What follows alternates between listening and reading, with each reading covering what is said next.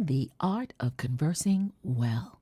It is always ready. Circumstances in society will constantly throw you into positions where you can make no other accomplishment. You will not have a musical instrument within reach. Singing would be out of place.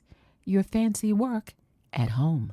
Although dancing is one of the joys of life, so is the art of good conversation. In this episode, let's explore why dancing makes us so happy from the 1800s to present day. This is the Vocal Velvet audio series, and the house rules are quite simple. Before we read and before we listen, we dance. We dance, darling. So, shall we?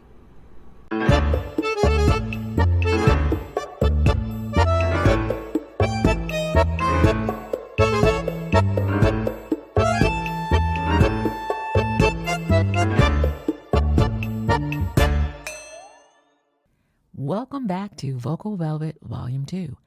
Got a question for you. When was the last time you danced? Can you remember? Can you remember the last time you danced? Moved your body with joyful intent? Did you know that dancing is one of the keys, there are many, to joy? Of course you did. Why am I asking? Of course you did.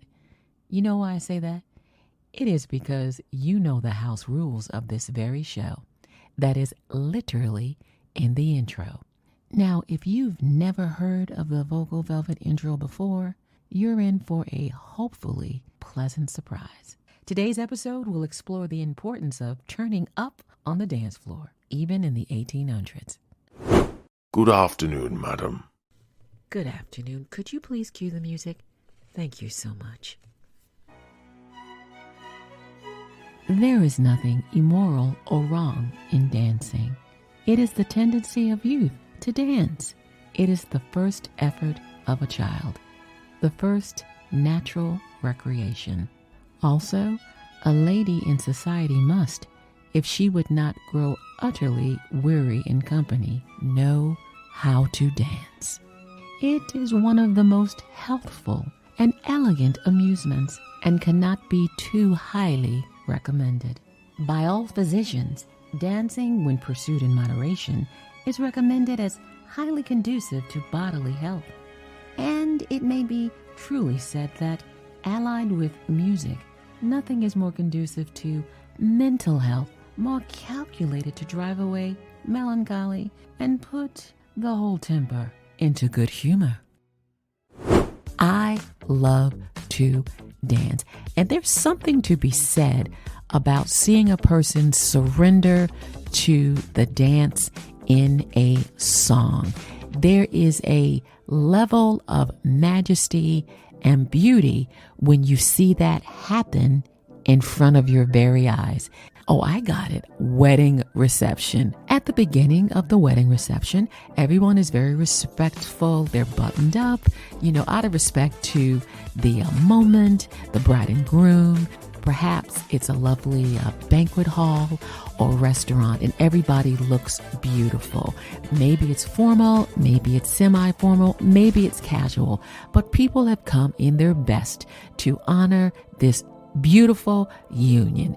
And so it begins. So at the beginning of the reception, everyone is talking and conversing and getting to know one another at the various tables. And then dinner is served, and then the cake is cut, and then the dancing begins. So phase one, people get on the dance floor and, a little two-step, and everybody is sort of obeying the rules of dancing, and it's wonderful. And then something happens. After a few adult beverages, some libations, the jackets come off, the ties get loosened, maybe the ladies will slip out of their stilettos, and that's when the real joy of the event comes into play, and people just give in to the moment. Arms are raised to the sky, faces are glistening with perspiration, nobody cares, makeup is gone, everybody is just having a wonderful time. And it's just a moment of beauty when you give yourself up to the joy of what music and dance can do. With that in mind, in my mind, the perfect song is by the one and only Godfather of Soul, James Brown. Get up off of that thing. And there's a line in the song. As a matter of fact, I do believe that it is the chorus, and it simply says, get up off of that thing, dance, and you'll feel better. And that, my dear listeners, brings us to the end of today's story. See you soon.